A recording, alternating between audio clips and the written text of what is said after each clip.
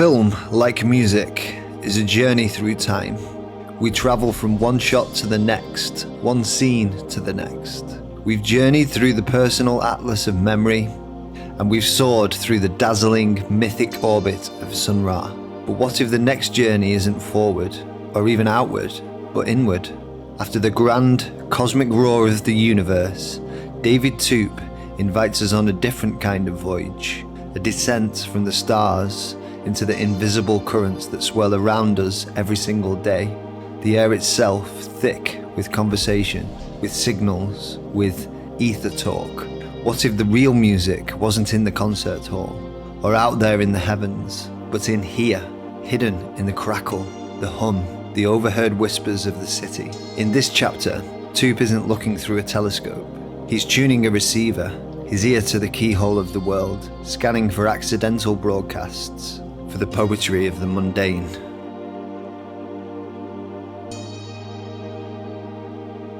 Imagine an artist, scanner, robbing Rimbaud, his ear pressed not to a seashell, but to a radio scanner, plucking conversations from the London air. He becomes a sonic voyeur, mapping the city, as he says, through its private words, its fragments of lives. A man buying bread, revealing his style, his sexual promise, in a single throwaway line. I always wear black to match the colour of my car. This is a provocative act, isn't it? This idea not as a gentle, passive wash, but as an active, sometimes intrusive, engagement with the sonic environment. It's impossible not to think of John Cage. Cage, the great liberator, who taught us to accept all sounds, the rumble of traffic, the cough in the concert hall, as part of the music. Rimbaud's acceptance of pure static as a valid outcome for a performance. If there's nothing there, there's nothing there. It's pure Cage. It's an act of radical acceptance. Toop recalls one of Cage's famous Zen stories. He plays a record of a Buddhist service to his class. It begins with a chant, but soon settles into the repetitious beat of a single percussion instrument. After 15 minutes, a woman leaps to her feet and screams, "Take it off! I can't bear it any longer." So Cage, ever the gentleman, lifts the needle. Immediately, a man on the other side of the room grows irate. "Why did you take it off?" he demands. "I was just getting interested." One person's unbearable noise is another's point of fascination. But where is the line? When does listening become eavesdropping?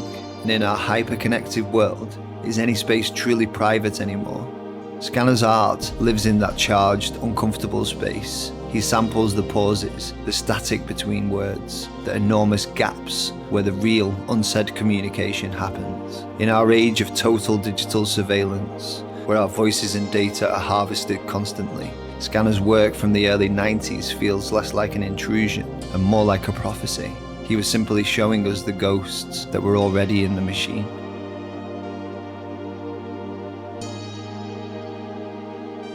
But the Æther isn't just voices, it's also rhythm, energy, and sometimes the most intense energy creates a need for its opposite. Toop points to a pivotal moment, born not from quiet contemplation, but from the sweat-soaked floors of the late 80s rave scene. This wasn't music for stroking your chin to, it was machine funk, forged in the basements of Chicago and Detroit. And so often, it was born from happy accidents. Phuture's Acid Tracks, the record that gave a name to a sound, was, as Marshall Jefferson tells it, just messing with this thing. The Roland 303, a little silver box designed to be a bassist for a solo guitarist, an utter commercial failure, repurposed by pioneers into a tool for brain-stabbing, thought-disrupting psychedelia. Larry Heard's washing machine was just random sounds running over a beat, a home experiment that sounded like a domestic appliance and changed the course of dance music. Is the soul of the music in the human who had the happy accident, or in the machine that made it possible? Can a machine have a soul, or does it just reflect our own back at us, sometimes in ways we don't expect? This embrace of the machine has noble lineage. You can draw a straight line back to Germany, to Kraftwerk, men who looked like civil servants, who hid behind their synthesizers and created a new folk music for the industrialized world. They found the romance in the motorway, the soul in the circuit board. From them, a new wave of techno artists inherited the idea that you didn't need a guitar to express emotion. You could do it with a filter sweep, a sequenced arpeggio. And from Germany, via the South Tyrol, came Giorgio Moroder, He took the synthesizer and gave it a hedonistic, European pulse. With Donna Summer, he didn't just create pop songs, he created soundscapes for desire. When asked why he extended Love to Love You Baby to such an epic length, he admitted it was a soundtrack for something other than dancing. He called the full version 17 minutes of orgasm theatre. It wasn't a song anymore, it was an environment, a denial of the 3-minute pop song, a liquid architecture of sound that DJs could build upon for hours.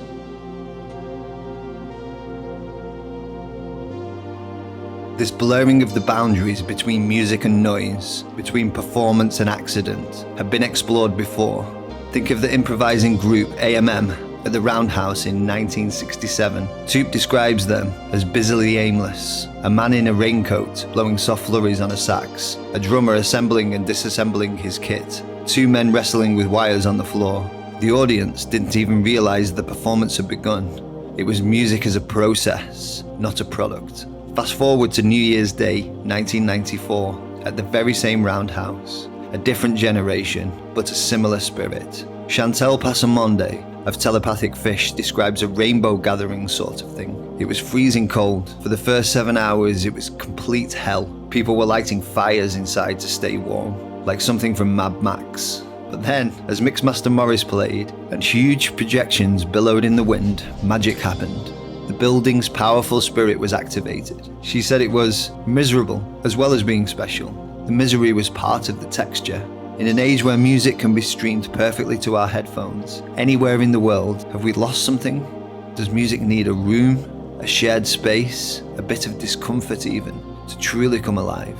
These parties, Telepathic Fish, Space-Time, were crucial. They were laboratories. Space-Time, held in a Cable Street warehouse, had a fountain in the middle, a bowl of terrapins, and an entrance fee of a bottle of wine. It was about conversation, interaction, a platform for live electronic music, when the DJ was still just the person who filled in if the keyboard blew up. Telepathic Fish was even more beautifully chaotic. It grew from a squat party, inspired by a bizarre Rasta theory about feeding the 5,000 by swallowing a goldfish. For one party, they invited a German DJ named Dr. Atmo to play alongside a young Cornish artist named Richard D. James, Aphex Twin. They rushed around Brixton, gathering mattresses from the street, making jelly, and creating an environment that felt like being in someone's living room. It was the antithesis of the superclub. It was messy, human, and utterly committed.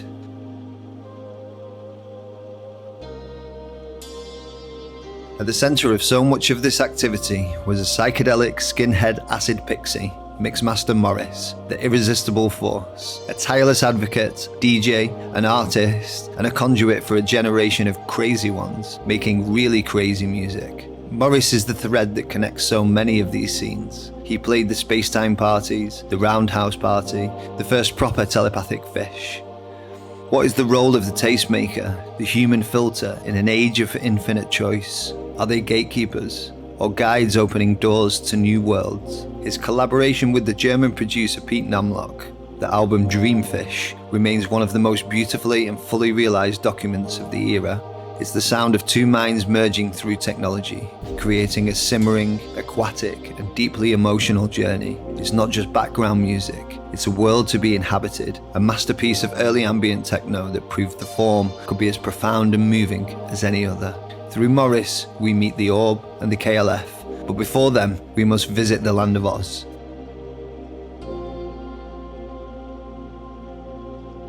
It's 1989. Paul Oakenfold's house night, Land of Oz, is raging in the main room of Heaven in London. Upstairs in the VIP bar, something else is happening. This is the birth of the chill out room. One night, the 70s prog rock guitarist Steve Hillage is wandering around and hears a track from his own meditative album, Rainbow Dome Music. He's amazed. This is hippie music, outlawed by punk, now being played next to the white heat of acid house. He introduces himself to the DJ, a young man named Alex Patterson. Patterson has no idea who he is. Patterson, working for EG Records, home of Eno and Hassel, was instead listening to early dub reggae, nascent UK techno, and drumless mixes from Chicago. He and a certain Jimmy Corti, soon to be of the KLF, were given the room every Monday. They would loop one sample for hours, playing it quietly, mixing in BBC sound effect records. home movies of ducks, Strauss waltzes, 10cc. We never used to play any drums in there, Patterson recalls. It was an attitude, not a genre. And from this primordial soup of sound, the orb was born. Their first major statement was in the audacious single, a huge, ever-growing, pulsating brain that rules from the center of the ultra world. It was a 20-minute journey that threw everything into the mix. Minnie Riperton's soulful ballad Loving You, relentless Tangerine Dream style arpeggios, heavy backbeats, church bells. It was sampledelic, irreverent, and utterly glorious. It was the sound of the chill-out room distilled onto vinyl. This sensibility was shared by groups like the Higher Intelligence Agency from Birmingham. They played their machines live, on the floor with the dancers, like a reggae sound system, creating a feedback loop of energy between the performers, the technology, and the crowd. And in London, Future Sound of London were creating their masterpiece, Life Forms. They weren't interested in escapist sci-fi fantasies. I think this is a weird place, said Gary Cobain, pointing to planet Earth. Their music was a soundtrack for that weirdness, a re-evaluation of the strange, organic, and digital world right under our noses.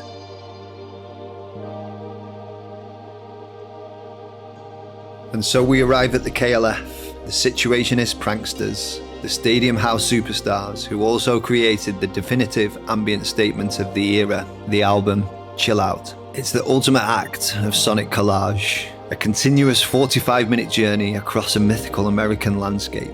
It's woven from the ghosts of music past, Acapulco's Stranger on the Shore, Fleetwood Mac's Albatross, Elvis Presley's In the Ghetto.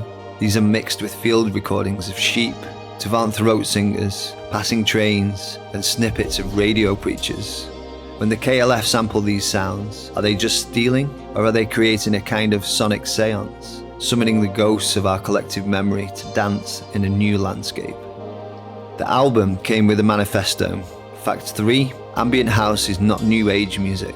Fact 15, ambient house is just a Monday night clique in the VIP bar at Heaven.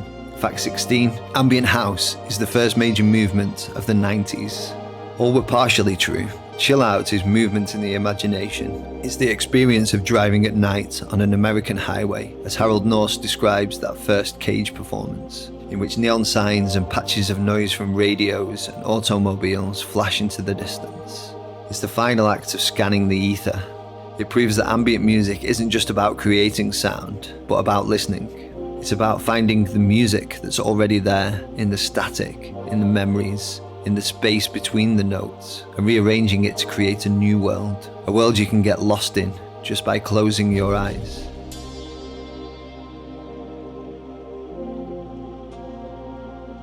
This chapter, like the ones before it, is not a straight line.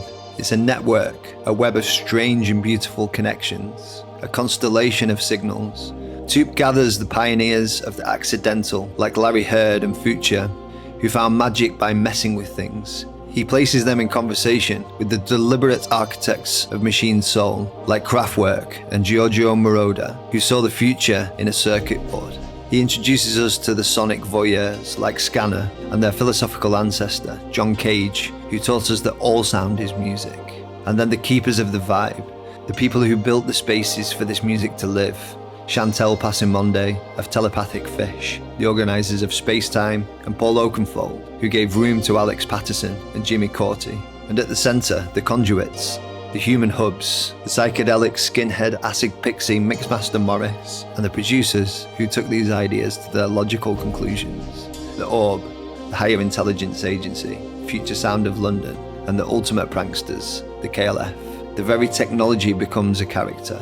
The failed Roland 303 finding its true voice, the radio scanner becoming a musical instrument, and the places as sacred, a warehouse on Cable Street, a squat in Brixton, the VIP bar at Heaven, and the freezing, hallowed ground of the Roundhouse.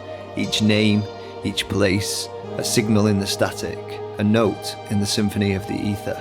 It's breathtaking, really, to look at the map Toop draws for us, and to remember this was 1995, before the internet had archived every record, every scene, every flyer, to connect the dots between a Chicago basement, a German studio, a hippie prog rock album, and a London VIP room required a different kind of searching. It required a life lived in record shops, in clubs, in conversation. David Toop wasn't just reporting on this world, he was part of it, a human node in the network, translating its secret language, revealing a hidden architecture of sound that was emerging all around us. His insight feels less like journalism and more like a form of clairvoyance.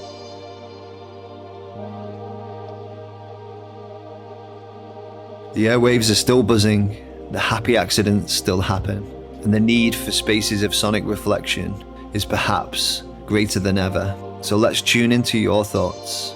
Scanner used real, intercepted phone calls in his music. In our age of digital surveillance, where do you draw the line with using found sounds? Is anything fair game for art? The book describes early ambient parties as chaotic, sometimes even uncomfortable. What makes a great environment for listening to ambient music for you now, in the 21st century? Is it the perfect sound system, or something more intangible? And finally, is ambient music a retreat from the world, or a deeper way of engaging with it, a shield or a lens? Share your signals, your perspectives. From the overheard and the accidental, our journey next takes us into darker, more resonant chambers, into the very noise of existence, and the silence that surrounds it. Join me as we go deeper into the ocean of ambience.